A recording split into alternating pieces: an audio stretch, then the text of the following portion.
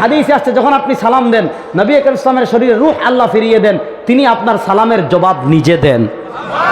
আমাদের উম্মার অবস্থা কেমন হয়েছে জানেন? যেখানে নবী আকরাম ইসলাম জীবিত, যেখানে নবী আকরাম ইসলাম আপনার সালাম শুনছেন, সেখানে গিয়ে সেলফি তুলে। চিন্তা করেন, এই উম্মার উপর যে বিপদ আসবে না, এই উম্মার উপর যে গজব আসবে না।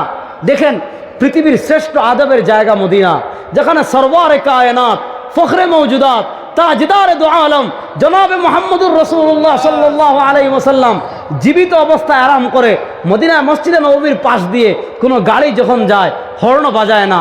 কেন বাজায় না জানেন? কারণ গাড়িওয়ালারাও জানে, আরে রওজায় তো নবী জীবিত, আমি কেন হর্ন বাজাবো, আমার নবীর কানে কেন হর্ন যাবে? তারাও হর্ন বাজায় না। যেই নবী জীবিত রওজায়, যেই নবী তোমার সালাম জানাও, ওই নবীর দরবারে যখন তুমি যাও, তুমি গিয়ে সেলফি তুলো, তোমার থেকে বড় কমবখ দুনিয়াতে আর কেউ নাই। এই জন্য নবীর রওজায় যখন যাব, ইশক মোহাব্বত নিয়ে যাব, ভালোবাসা নিয়ে যাব, হৃদয়ের আকুতি নিয়ে যাব। সেলফি তোলার জায়গা মদিনা? বলেন, সেলফি তোলার জায়গা কাবা? না। তো যেটা বলছিলাম, নবী করিম সাল্লাল্লাহু আলাইহি ওয়াসাল্লাম তো স্পেশাল দোয়াটা রেখে দিয়েছেন। কিয়ামতের দিন আল্লাহ হবেন কাহ্হার। কিয়ামতের দিন আল্লাহ বলবেন, লিমানিল মুলকুল ইয়াউম লিল্লাহিল ওয়াহিদিল কাহ্হার। আমার দিকে তাকান। আল্লাহ বলবেন, হে ফেরাউন, দুনিয়াতে কত বেড়াগিরি দেখাইছিল, বলেছি না আনা রাব্বুকুমুল আলা, আমি বড় খুদা। ওই নমরুদ বলেছিল আমি বড় খুদা। ওই আবু জাহাল, ওই উতবা, ওই সাইবা, ওই বুশ, ওই ডোনাল্ড ট্রাম্প, ওই মোদি দুনিয়াতে মুসলমানদের উপর অত্যাচার করেছিল, অস্ত্রের বাহাদুরি দেখিয়ে মুসলমানদেরকে পৃথিবী থেকে নিশ্চিন্ত করতে চেয়েছিল।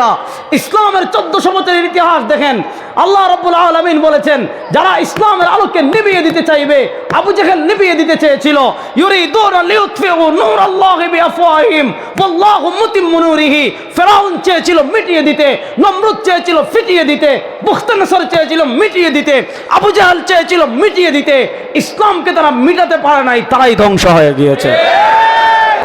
আজকে যারা ক্ষমতা পেয়ে, আজকে যারা ক্ষমতা পেয়ে ক্ষমতার বাহাদুরি দেখিয়ে মনে করেন আপনি ফিলিস্তিন থেকে ইসলাম বিতরণ করে দিবেন, আফগানিস্তান থেকে ইসলাম মুছে ফেলবেন, ইরাক থেকে ইসলাম মুছে ফেলবেন, বাংলাদেশ থেকে ইসলাম মুছে ফেলবেন, কাশ্মীর থেকে ইসলাম মুছে ফেলবেন, পাকিস্তান থেকে ইসলাম মুছে ফেলবেন, পৃথিবীর মানচিত্র থেকে ক্ষমতা দেখিয়ে অস্ত্র দেখিয়ে ইসলাম মুছে ফেলবেন। ইসলামকে কেউ মুছাতে পারবে না, যারা মুছতে চাইবে তারাই ধ্বংস হয়ে যাবে। পৃথিবীর ইতিহাসে কেউ ইসলামকে, কারণ ইসলামের বাতি জ্বালিয়েছেন আল্লাহ। বলেন, ইসলামের বাতি জ্বালিয়েছেন আল্লাহ। আরো আসতে বলেন, আল্লাহ নাম যত আসতে বলবেন তত। ফুটবল খেলায় তো গোল হলে চিৎকার মারে, 10 কিলোমিটার দূর থেকে শোনা যায়। এখানে আল্লাহ আরো আসতে বলেন। বলেন, ইসলামের বাতি জ্বালিয়েছেন কে? দুই হাত তুলে বলেন, ইসলামের বাতি জ্বালিয়েছেন কে? সুতরাং যেই বাতি আল্লাহ জানান, ওই বাতি দুনিয়ার কেউ নিভাতে পারবে?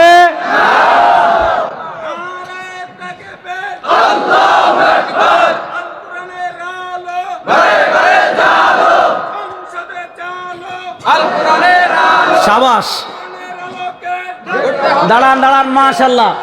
দেখেন আমাদেরকে শুনেন, আমরা স্লোগান দেখি, এই দাঁড়ান দাঁড়ান, কথা শুনেন। স্লোগান তো দিবেন, স্লোগান সময় আছে। আমরা বলি কি, আল কোরআনের আলো ঘরে ঘরে জ্বালো। ঘরে জ্বালাইলেন তো কি হয়েছে, জ্বালাই দিলেন। আল কোরআনের আলো ঘরেও জ্বালাতে হবে, আল কোরআনের আলো পরিবারেও জ্বালাতে হবে, আল কোরআনের আলো সমাজেও জ্বালাতে হবে, আল কোরআনের আলো অর্থনীতিতে জ্বালাতে হবে, আল কোরআনের আলো ইউনিয়ন পরিষদে জ্বালাতে হবে, আল কোরআনের আলো মেয়র তোমার কি বলে এটারে, যেখানে পৌরসভায় জ্বালাতে হবে, আল কোরআনের আলো সংসদেও জ্বালাতে হবে।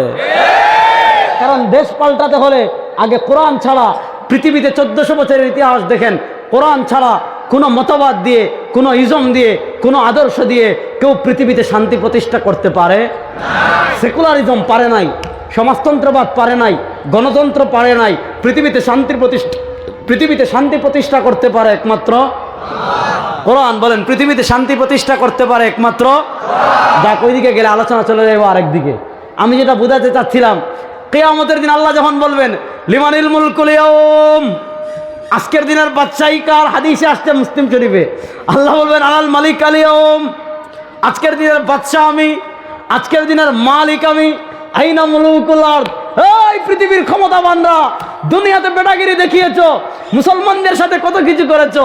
আবু জাহেল মাথা তুল, উতবা মাথা তুল, সাহেবা মাথা তুল, ফিরআউন মাথা তুল, নমরুদ মাথা তুল।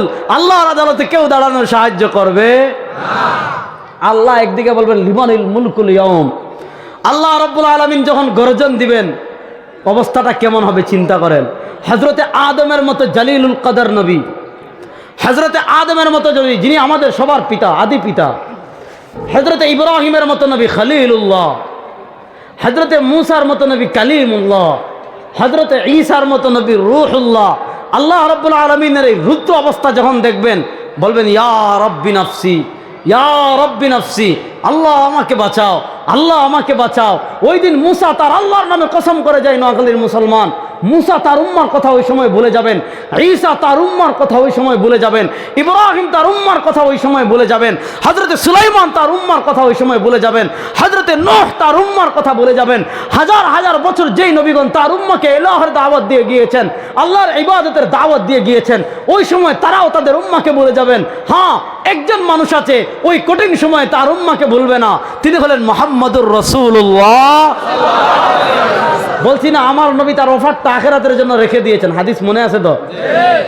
দেখেন ইমাম বুখারী এবং ইমাম মুসলিম আলাইহির রহমা, ইমাম বুখারী এবং ইমাম মুসলিম আলাইহির রহমা বুখারী মুসলিমে কিতাবুল ঈমানের বাবু শাফাআয় প্রায় 41টা হাদিস আনছেন। প্রায় হাদিস আনছেন কয়টা? 41টা। বলেন হাদিস আনছেন কয়টা? 41টা। তো 41টা হাদিস তো আমি শোনাতে পারবো না, আর সবগুলো 41টা হাদিস আমার মুখস্থও নাই, কিতাব দেখে বলতে পারবো কিন্তু সেদিকে যাচ্ছি না। 41টা হাদিসের সারমর্ম হলো আল্লাহ রাব্বুল আলামিনের অবস্থা দেখে সব নবীরা যখন পেরেশান হয়ে যাবেন, এক ব্যক্তি হাসরের মাঠে তখন উনি বলেন ফাখিরু সাজিদান, আমি তখন আল্লাহর আরশের নিচে সিজদায় পড়ে যাব, আর আমি আল্লাহর আরশের নিচে সিজদায় পড়ে ওয়া আহমাদুল্লাহ বিমাহামিদিহি, এমন কিছু শব্দে আল্লাহর প্রশংসা করতে থাকবো। নবী করিম সাল্লাল্লাহু আলাইহি ওয়াসাল্লাম বলেন হাসরের মাঠে মানুষ যখন পেরেশান হয়ে যাবে, হাসরের মাঠে আল্লাহর নেক বান্দারা যখন পেরেশান হয়ে যাবে, হাসরের মাঠে সব নবীরা যখন পেরেশান হয়ে যাবেন, আমি আল্লাহর আরশের নিচে সিজদায় পড়ে এমন কিছু শব্দে আল্লাহর প্রশংসা করতে থাকবো, আমার নবীর প্রশংসার চুটে আল্লাহর আরশের, আল্লাহর রহমতের সাগরে ঢেউ এসে যাবে। আল্লাহর রহমতের সাগরে ঢেউ আসার পর আল্লাহ কি বলবেন শুনেন। আল্লাহ বলবেন ইয়া মুহাম্মদ ইরফা রাসাক, বলেন না সুবহানাল্লাহ, ওয়াসাল তু'তা, বলেন না সুবহানাল্লাহ, ওয়াশফা তুশাফা, বলেন না সুবহানাল্লাহ। আল্লাহ বলবেন ইয়া মুহাম্মদ, ও মুহাম্মদ ইরফা রাসাক, আজকে আপনি কেন কান্না করছেন? আজকে তো আপনার কান্না করার দিন না। আজকে যে আপনি আমার হাবিব, আমার বন্ধু, আজকে যে আপনি শ্রেষ্ঠ নবী, এটা প্রতিদানের দিন। ইয়া মুহাম্মদ ইরফা রাসাক, ও মুহাম্মদ সাল্লাল্লাহু আলাইহি ওয়াসাল্লাম আপনি মাথা তুলুন। সাল তু'তা, আপনি চান আপনি যা চাইবেন তা দান করব। আপনি দুনিয়াতে চান নাই, আখিরাতের জন্য রেখে দিয়েছেন। সাল তু'তা, আপনি চান আপনি যা চাইবেন তা দান করব। ওয়াশফা তুশাফা, আপনি সুপারিশ করেন, আপনি যাদের জন্য সুপারিশ করবেন আল্লাহ আপনার সুপারিশ কবুল করে তাদেরকে জাহান্নাম থেকে বের করে দিবেন। সুবহানাল্লাহ। আল্লাহ